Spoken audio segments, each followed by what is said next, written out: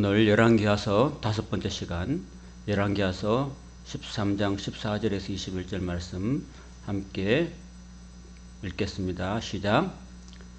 엘리사가 죽을 병이 들매 이스라엘 왕 요아스가 그에게로 내려와 자기 얼굴에 눈물을 흘리며 이르되 내 아버지여 내 아버지여 이스라엘의 병거와 마병이여 하매 엘리사가 그에게 이르되 활과 화살들을 가져오소서 하는지라. 활과 화살들을 그에게 가져오매 또 이스라엘 왕에게 이르되 왕의 손으로 활을 잡으소서 하매 그가 손으로 잡으니 엘리사가 자기 손을 왕의 손 위에 얹고 이르되 동쪽 창을 여소서 하여 곧 열매 엘리사가 이르되 쏘소서 하는지라. 곧 쏘매 엘리사가 이르되 이는 여호와를 위한 구원의 화살 곧 아람에 대한 구원의 화살이니 왕이 아람 사람을 멸절하도록 아벡에서 치리이다 하니라. 또 이르되 화살들을 짚소서. 곧 짚음에 엘리사가 또 이스라엘 왕에게 이르되 땅을 치소서 하는지라. 이에 3번 치고 그치는지라. 하나님의 사람이 노하여 이르되 왕이 6번을 칠 것이니이다. 그리하였더면 왕이 아람을 진멸하기까지 쳤으리이다. 그런즉 이제는 왕이 아람을 3번만 치리이다 하니라. 엘리사가 죽으니 그를 장사하였고 해가 바뀜에 모압 도적대들이 그 땅에 온지라. 마침 사람을 장사하는 자들이 그 도적대를 보고 그의 시체를 엘리사의 묘실에 던지매 시체가 엘리사의 뼈에 닿자 곧 회생하여 일어섰더라. 아멘. 함께 읽은 열왕기하서 13장의 말씀 가지고 끈질긴 기도라는 제목으로 함께 말씀을 나누기를 원합니다. 옛날에 제가 서울에 있을 때 엄효섭 장로밀이라는 분이 오셔가지고 전도 세미나를 하셨는데 그분 한 영혼을 구원하기 위해서 1000번을 기도한대요. 그리고 100번을 만난대요. 정말 끈질기죠. 한 영혼이 천하보다 귀하고 그 한 영혼을 구원하시려고 하나님이 저 하늘을 넘으시고 낙고난 이 땅에 오신 거 아니겠습니까? 그러니까 우리가 정말 끈질기게 한 영혼을 구원하기 위해서 기도하고 전도하고 애쓰는 것은 정말 귀한 일이 아닐 수가 없다고 생각됩니다. 김기동 목사님이라고 있는데 이분은 집사님이셨다가 또 목사님이 되신 분인데 경상도 분이신데 굉장히 또 열정이 많고 제가 젊은 날에 또 이분 세미나를 또 한번 들어봤는데 이분은 고구마 전도법이라고 유명해요. 여러분 고구마 삶아 먹죠? 생고구마 뭐 이빨도 아프고 생고구마보다 맛있긴 한데 이빨이 아프잖아, 그죠? 그래서 고구마를 삶잖아요. 아니면 굽잖아요. 겨울에 군고구마 이렇게 탁 굽는 거 할 때 여러분 이렇게 뭘로 해요? 구워졌는지? 지금이야 탁 넣어가지고 몇 분 하면 그대로 탁 나오지만은 옛날에는 그런 거 없었잖아요. 그래서 어떻게 해요? 젓가락으로 푹 찔러 보잖아요. 딱 찔러 보잖아요. 그러면 팽 하고 안 들어가면은 아직 멀은 거죠. 그래서 사람이 어떤 사람을 전도할 때 예수 믿으세요 이렇게 말하면은 나 몰라요 이렇게 한 사람 뭐예요? 그 사람은 팅 하고 튕기는 거야. 그럼 아직 멀은 거예요. 사람은 이걸라면 아직 멀은 거야. 그래서 또 그 다음에 또 가봐요. 그 다음 며칠 후에 또 가가지고 안녕하세요 저 김기동 목사입니다. 예수 믿으면 정말 좋아요 하면은 됐어요 이렇게 하거든요. 그 다음에 또 또 보름 후에 또 가. 그렇게 계속 가는 거야. 그냥 가가지고 또 해보는 거야. 또 가고 해가지고 계속 가다 보면 이제 저 사람이 나한테 관심이 있나? 저 사람이 정말 뭔가 인상도 좋고 뭐고 하네 하면서 이제 조금씩 마음이 열려요. 그러면 이제 어느 날 마음이 외롭고 술 한잔 하고 싶고 막 그렇게 힘들 때 또 이 사람이 목사님 가가지고 그동안 잘 계셨어요? 제가 선생님 위해서 기도 많이 했습니다 하고 막 이렇게 또 전하는 거야. 그러면 이제 마음이 조금씩 열리는 거야. 그래서 고구마가 익듯이 이제 고구마가 이제 조금씩 이제 들어가는 거야. 들어가면 이제 그때 이제 복음을 전하는 거야. 선생님 저도 옛날에는 정말 막 놀러 다니고 그냥 술 마시고 그냥 막 세상 거 다 즐기면서 살았는데 내가 예수님 만나보니까 너무너무 행복하고 좋더라고요. 그래서 선생님을 위해서 기도하고 나도 선생님한테 전하는 겁니다. 내가 믿은 예수 선생님도 믿었으면 좋겠다는 마음이 들어서 내가 전하는 겁니다. 라고 하면서 그렇게 전도하는 거예요. 그게 고구마 전도법이에요. 그래서 다 익은 사람은 어떻게 돼요? 푹 찔러 들어가지고 푹 들어간 거야. 그러면 그 사람은 이제 나중에 마음이 탁 열고 그렇게 되는 거죠. 여러분, 이 읽는다는 게 쉬운 게 아니거든요. 그 생사람 마음 속에 복음이 들어간다는 게 쉬운 게 아니고 하나님께서 그를 푹푹 쪄요. 뜨거운 불에 푹푹 쪄요. 그죠? 그러니까 우리가 인생 살면서 뭔가 일이 다 잘 되고 다 풀리고 자식들 다 잘 되고 그러면 뭘 예수님 믿겠어요? 인생에 살다가 풍파가 몰려오고 고난이 닥쳐오고 눈물을 흘리는 그런 상황이 안 되면은 하나님이 푹푹 안 찌시면 안 익어요. 그래 하나님께서 우리 인생 속에 막 바람을 주시고 풍랑을 주시고 그리고 뜨거운 불에 집어던지기도 하시는 거예요. 여러분 그 진주 있잖아요. 진주가 어떻게 돼요? 어떻게 진주가 됩니까? 이게 그 조그만 조개에 상처가 탁 나요, 여러분. 조개에 상처가 딱 나는데 그 상처가 난 그 아픔 있잖아요. 아픔을 이 진주가 품는 거예요, 이렇게. 그 조개가 자기 아픔을 막 품기 위해서 안에서 막 이렇게 이상한 물질을 내요. 막 물질을 내가지고 이렇게 아픔을 스스로 감싸요. 감싸다 보면 그게 상처가 감싸는 그 물질 때문에 그게 아름다운 그런 보석이 되는 거예요. 그게 아름다운 영롱한 진주라는 보석이 되는 거예요, 여러분. 그래서 우리 인생 속에 하나님께서 그런 뜨거운 영광로를 때로 주시고 때로는 아픈 상처를 주셔가지고 그 상처를 감싸면서 아름다운 진주가 생겨나고 탄생하는 거예요. 그리고 우리 인생에서 하나님이 정말 어떤 사람들 보면은 참 이렇게 예수 안 믿는 사람 많잖아요. 그런 사람도 하나님이 하는 방법이 다 있어요, 여러분. 하나님이 다 그 사람 인생 속에 고난을 주시고 아픔을 주시고 상처를 주시고 풍랑을 주시고 그런 가운데서 하나님을 찾도록 만드는 거예요. 제가 항상 하는 얘기 중에 그게 뭐냐 하면은 여러분 돼지는 항상 땅만 보고죠. 땅에 뭐 있는가 쿡쿡쿡쿡 하면서 땅만 보고 자나. 언제 하늘 봐요, 걔가. 언제 봐요? 달려가다가 확 뜩 넘어졌어. 뜩 넘어졌을 때 그때 한번 보는 거야. 그래 하늘을 보는 거예요.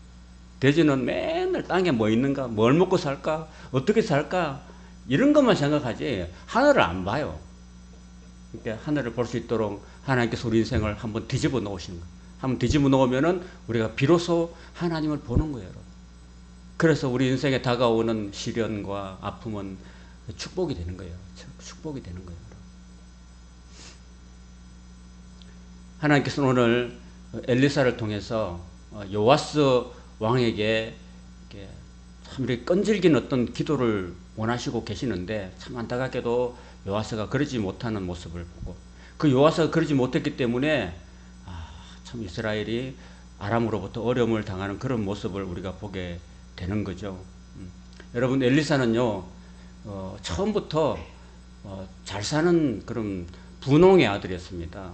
12개리 소를 갈 정도로 아주 부자였고 그 3년 반의 그 가뭄 동안에도 굶어 죽지 않고 아주 부유하게 사는 사람이었는데 하나님께서 엘리야를 보내가지고 저 12개리 소를 가는 엘리사에게 그것도 싹 집어 던지니까 그 엘리야가 그때마다 굉장히 그 능력이 많고 그 불의 사자였잖아요. 그죠? 불의 사자였기 때문에 그 엘리야 소문이 많이 퍼졌는데 그 흰 옷을 입고 그냥 이렇게 막 머리 흰 수염이 확 나고 허리에 가죽띠를 띤 그 사람이 마치 세례요한 같은 사람이 확 이렇게 엘리사를 부르니까 엘리사가 12개의 소를 다 버리고 엘리사가 엘리야를 따라가는 거죠.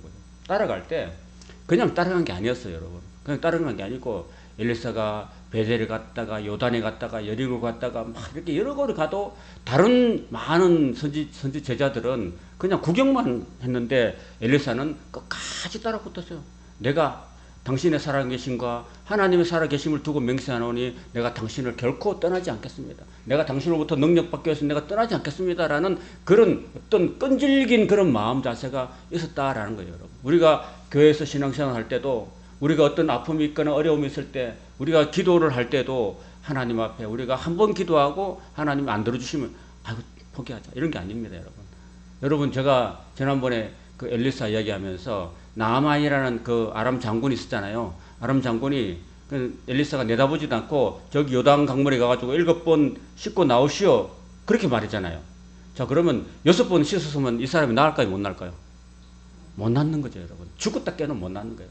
7번씩이라는 것은 완전수에 7이라는 것은 완전수인데 네가 네 몸이 나을 때까지 계속 그 요단강물 그 구정물에 들어갔다가 나왔다 계속 하라 이 말입니다, 여러분.